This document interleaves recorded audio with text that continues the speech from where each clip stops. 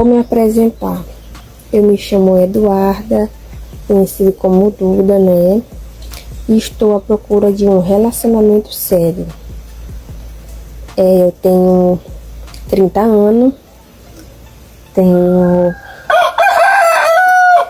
4 filhos. Eu queria uma pessoa assim que tem de 40 a 50 anos. Mas eu quero arrumar um coroa que tenha dinheiro, né? Porque pobre eu já sou, né? E eu não tenho muita condição, entendeu? Então, se você é coroa e quiser casar comigo, basta clicar aqui, ó, nessa setinha tortinha que vai estar meu número. Você clica aí, me mande um oi, e ele já fica teclando, né? Pra nós ver, né? Onde é que vai dar, o que é que vai dar. E é isso, mande um oi aqui, que eu vou estar respondendo se você quer ou não se relacionar, entendeu? Tem um momento específico que muitos homens descrevem da mesma forma. Não foi uma briga. Não foi uma traição. Não foi nada dramático. Foi uma tarde comum em que ele olhou ao redor e percebeu que estava exausto de um jeito que não sabia nomear. E a partir dali, algo mudou, mas por dentro, onde ninguém vê. Você viu a foto aí? Tô dando aula de como ser trouxa. Sou eu aí, 4 anos atrás, recém-separado, inseguro. O que acontece? Sentiram o cheiro de insegurança, o cheiro do bonzinho.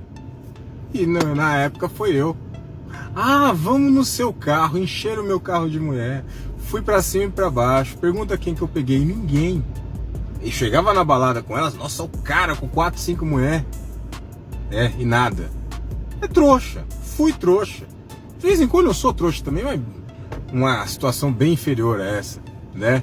Então eu falo, gente, para com esse papo de ser o bonzinho ou a boazinha, né? Para com esse negócio. Para de ser o românticozão, né? Sabe o românticozão? Para com isso, entendeu? Seguinte, você quer ficar solteiro? Você busque relações que te permitam ficar solteiro. Quer encontrar alguém? Busque relações que te permitam encontrar alguém para construir família ou sei lá o que você quer fazer, entendeu? Mas você tem que se posicionar dentro do mercado de solteiro, senão você cai nessas roubadas aí que eu caí. Entendeu? Seguinte, vamos para um papo de homem aqui, né? Pra cima da mulherada. Tem 3 coisinhas básicas, né? Que supera grana, que supera músculo e que supera o românticozão. Entendeu? O que são essas 3 coisas? Segurança, personalidade, virilidade. Entendeu? Segurança financeira. Não tô falando de rico, não. Cara que trabalha, cara que tem mais se preocupar do que ficar mandando mensagem o dia inteiro pra mulher. Entendeu? Se você sair com o cara, você sabe que você não vai passar vergonha. Ele não vai te levar na luxúria, não. Mas o que ele falar que vai fazer, ele vai cumprir com você. Entendeu? Cara que pega na mão forte. Esse é o seguro. Personalidade. O seu conteúdo, né? Você não tem que concordar com tudo que a mulher fala. Mas você também tem que brigar. Só você colocar o seu ponto de vista. Eu gosto do político A, você do político B. Esse é o meu ponto, né? Ah, sua série é A, a minha é B, né? Eu não vou mudar para a série A porque ela gosta de assistir a série A. Eu vou colocar meu ponto da série B aqui, vou ouvir ela, mas eu vou continuar no meu aqui, personalidade. E por fim, virilidade, meu. Você tem que cheirar sexo, cara. Entendeu? Você tem que ler sobre sexo, ouvir psicólogos, ouvir discursos de outras mulheres relacionadas a sexo, principalmente profissionais, né? E treinar. Não tem conversa, sexo é treino, entendeu?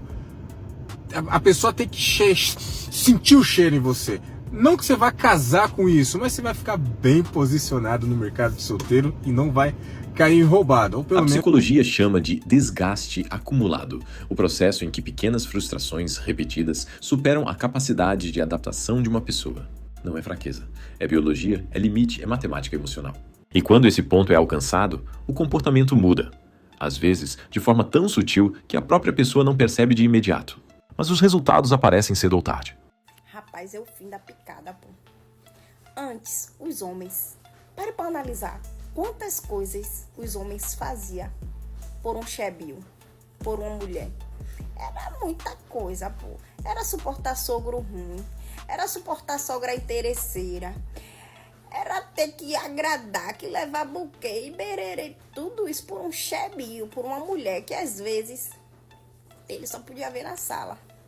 Hoje os caras tá passando longe, não quer conta. Os caras tá tipo o Elon Musk, lá em cima, patamar padrão, benzão de vida. Vai lá, pega a menininha do job, olha o job, faz o trabalho, gasta o dinheirinho dele, volta pra realidade dele, é tomar pinga, é curtir, é construir a vida dele, é estudar, é tirar habilitação, é carro do ano, é moto. Os caras tá benzão, mano. Nós, mulher, perdeu literalmente. E se a maior virada nos relacionamentos modernos não estivesse nas mulheres que mudaram, mas nos homens que finalmente pararam de fingir que estavam bem? E se o silêncio masculino que sempre foi lido como indiferença, na verdade, fosse acúmulo? E se o que parece distanciamento for, na verdade, discernimento? Dá pra pensar nisso sem julgar ninguém? A verdade verdadeira é que um homem demora 1000 vezes mais tempo para superar do que uma mulher. Cada vez que eu conheço mais vídeos e cada vez que eu converso com mais homens, assim, em uma rodinha, mais eu percebo que isso é muito real. Um homem demora muito mais para aceitar o final de um relacionamento e ele lembra muito mais da ex se foi amor verdadeiro. Se a paixão foi muito grande, se teve muitos sentimentos, se teve muitos momentos bons, principalmente se terminou por um motivo besta. E o problema é que eles não têm nem vergonha de falar que se a ex mandasse mensagem, eles voltavam na mesma hora. Ele pode até se envolver com várias depois, mas ele vai ficar pensando, putz, não é ela. Não estou falando que é todos, entendeu? Depende muito da situação. Mas a verdade verdadeira é que uma mulher entende muito mais rápido de que quando o relacionamento acabou, realmente acabou. E um homem ainda vai lembrar por muito mais tempo dessa mulher. Tem perguntas que a gente não faz em voz alta porque não sabe sequer a resposta. Eu seria escolhido da mesma forma se não fosse tão fácil de convencer? O que eu aceito porque quero, e o que eu aceito porque simplesmente não sei como não aceitar. Essas perguntas ficam dentro, e quando saem, mudam tudo. Eu odeio quando o homem fala assim, ai, mas como que eu ia adivinhar? Como que eu ia adivinhar? Gente, não é difícil. Vocês homens, não é difícil. Vocês sabem que a gente tá brava. Vocês sabem que vocês estão fazendo merda. Aí vocês se fazem pra passar despercebido, mas não passa. Eu tô aqui com você, eu tô brava com você. Eu não vou conversar igual. É óbvio. Aí você vai e fala assim, ah, eu posso ir lá? Aí eu falo assim, vai. Isso parece normal pra você? Se eu tivesse de boa, eu falaria assim? Vamos refletir? Faz o que você quiser. Se eu falei, faz o que você quiser, você acha isso normal? Porque não é. Então, se eu falei, faz o que você quiser, é que não é pra você fazer o que você quiser. É pra você fazer o que eu estou falando pra você fazer. Assim, eu tenho que adivinhar que você tá bravo, eu não tenho bola de cristal. Mas você tem uma cabeça que pensa, né? Então, ou às vezes não também. Mas... sabe, você consegue entender. Você não é burro, você tá se fazendo. E eu odeio pessoas que se fazem. Você não se faz, você sabe o que tá acontecendo exatamente. Ah, que é o lugar pra você ir? Você viu pelo meu jeito, você viu pelo jeito que eu falei. Você acha que eu tô bem com essa situação? Ou você quer fingir que você não entendeu que eu tô brava só pra você fazer o que você quer? Então assim, não se façam homens, que a gente sabe que você tá se fazendo, entendeu? E por saber que você tá se fazendo, é que dá raiva, entendeu? É que dá mais raiva ainda. Assim, pô, ou ele é burro, né? Porque não é possível que não tá entendendo o que tá acontecendo aqui, o óbvio. A geração que cresceu ouvindo que o homem não pode ser sensível, não pode pedir ajuda, não pode demonstrar necessidade emocional. É exatamente a geração que hoje, com mais informação, está aprendendo a colocar limites com mais clareza do que qualquer geração anterior. Não por raiva, por consciência. E esse detalhe muda completamente o debate. A mulher só permanece em um relacionamento por 3 razões. Quando ela ama o parceiro dela, quando ela sente muito prazer na cama, sente muito tesão por ele e quando ele é o cara provedor de tudo. Só nessas 3 razões. Só que para a mulher continuar te amando e tendo desejo em você, você precisa fazer algumas coisas. Tem algumas exigências. Eu anotei aqui porque é muita coisa. Peraí. Primeiro, você não pode discordar dela de jeito nenhum. Não pode. Tudo que ela falar é lei. Você não pode, você tem que acatar tudo que ela faz. Segundo, se ela acordar estressada, ela vai ficar grosseira com você. E você precisa entender, ela tá estressada, não fale nada, aceite as grosserias dela com você. Terceiro, você tem que dar bons presentes e mimos. Tem que estar a vida toda presenteando ela. Chegou do trabalho, traz chocolate, traz flores. É algo que tem que fazer sempre. Outra coisa, ajudar nas atividades da casa. Isso até eu entendo, né? É bom dividir as coisas, né? Um parceiro, ele tem que realmente dividir. Se ele tiver tempo, dividir é bom. Outra coisa, você tem que ser um santo. Você não pode ter desejo em nada. Você não pode olhar para o lado. Você não pode curtir uma foto, porque ela vai fiscalizar seu celular. Você não pode fazer nenhum tipo de comentário, porque se ela sentir assim, você curtiu lá, ela não gostou, pronto. É o bastante para ela diminuir o desejo sexual por você. Porque ela não vai querer mais te dar, ela vai te punir, ela não vai ter intimidade com você. É desse nível aí. Você não pode errar de jeito nenhum. Tem que ser 100%. No dia que você for 99%, você já não serve. Você tem que ser 100% em tudo. Não pode errar, tem que fazer do jeito das coisas que ela quer, do jeitinho que ela quer. Se não fizer desse jeito, ferrou. Será que você consegue ser assim, 100% sempre? Não vai errar? Não sei. Aí agora você que vai me dizer, será que realmente dá pra manter o amor e o desejo de uma mulher com todas as exigências dessa que eu te falei aqui? Ainda tem mais outras. Vocês vão colocando aqui embaixo quais são as outras exigências que você sabe que a mulher tem e é praticamente impossível de cumprir. Existe uma cena que se repete em infinitas variações pelo mundo inteiro. Um homem está sentado sozinho em algum lugar. Pode ser o carro antes de entrar em casa. Pode ser a varanda de tarde com o celular na mão sem estar usando. Pode ser a cama às 2 da manhã olhando para o teto. E nesse momento de silêncio, sem que ninguém perceba, algo começa a se reorganizar dentro dele. Não é uma decisão planejada. Não é resultado de uma conversa com um amigo ou de um vídeo que assistiu. É mais instintivo do que isso. É o tipo de percepção que chega devagar e se instala sem pedir licença. A sensação de que alguma coisa nessa dinâmica não está certa, que o esforço que ele coloca não volta na mesma proporção, que as concessões que ele faz não são tratadas com o mesmo cuidado que ele tratou. E então, quase sem querer, ele para. Não de forma dramática, não com discurso, não com ultimato. Ele simplesmente começa a responder menos, a se animar menos, a correr menos. E quem está do lado de fora, olhando para esse processo, costuma interpretar como frieza, como distância, como descaso. Raramente alguém para perguntar o que aconteceu antes disso. E por que esses homens estão se negando a ter relacionamentos? Porque eles perceberam que o comportamento feminino mudou, não do jeito que as mulheres acham. Como eu falei, elas vivem num mundo fantasioso muitas vezes. Elas vivem num mundo em que o imaginário delas faz parecer que elas chegaram na perfeição e que agora não nos dobramos para homens, somos perfeitas e que por isso agora o homem é que deve se dobrar para a gente.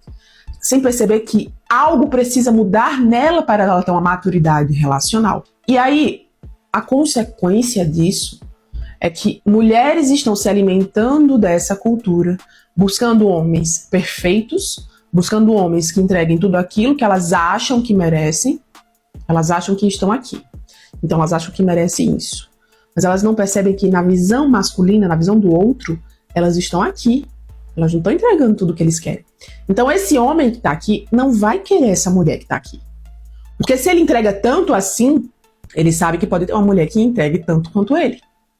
Mas essa mulher é raridade.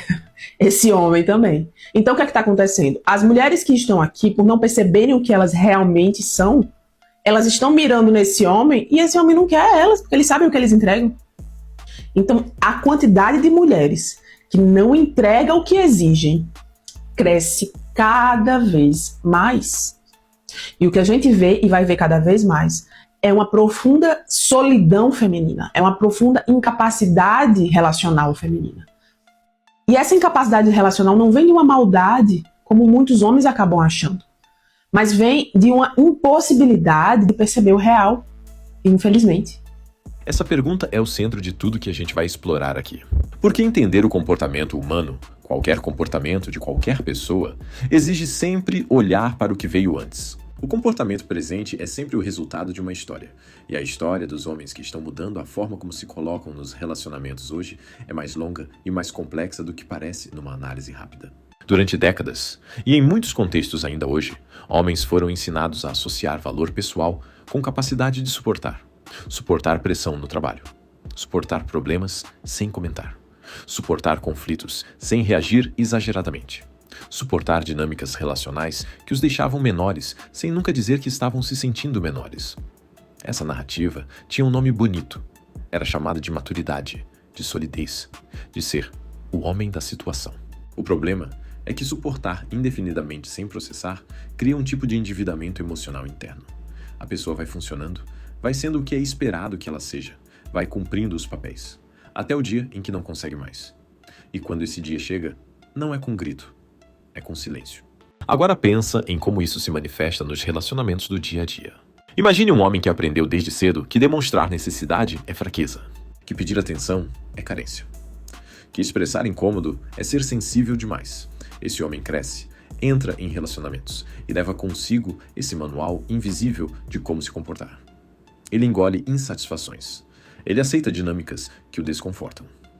Ele interpreta a falta de reciprocidade como algo que ele precisa resolver dentro de si mesmo, e não como um sinal de que algo na relação precisa ser conversado. Por um tempo, isso funciona. Ele adapta, ajusta, mantém, parece estável, parece confiável. E é, de verdade. Mas há um custo. O custo é que toda aquela energia que foi investida em adaptação, em ceder, em esperar, em ser paciente além da conta, vai se acumulando num lugar que não tem saída natural. E quando o peso chega num ponto que o sistema não aguenta mais, a saída não é explosão, é recolhimento. É aqui que entra o fenômeno que muitas pessoas ao redor desse homem vão descrever como ele mudou do nada. Mas não foi do nada. Foi construído tijolo por tijolo, em silêncio. O que está acontecendo de diferente hoje, em comparação com gerações anteriores, é que esse processo está ficando mais consciente. Mais homens estão tendo acesso a vocabulário emocional, seja por terapia, por conversas com amigos mais abertos, por conteúdo online, por simplesmente viver mais e observar mais. E com vocabulário emocional vem a capacidade de nomear o que antes era sentido, mas não entendido. Quando você consegue nomear isso aqui, é uma dinâmica de desequilíbrio emocional. Em vez de só sentir que alguma coisa está errada, você também ganha a capacidade de escolher de forma mais clara o que quer e o que não quer. Você sai do modo automático, aquele de aceitar porque sempre foi assim, e entra num modo mais consciente. E esse movimento de consciência é exatamente o que está sendo percebido como uma mudança de comportamento coletivo masculino. Não é raiva, não é ressentimento, é discernimento que antes não existia em escala. Mas existe um detalhe importante nessa transição que precisa ser dito com clareza. Consciência não é a mesma coisa que hostilidade. O fato de um homem começar a colocar limites mais claros, de começar a exigir reciprocidade, de começar a se retirar de situações que o desgastam sem retorno, nada disso precisa ser interpretado como uma declaração de guerra, como misoginia ou como algum tipo de postura reativa.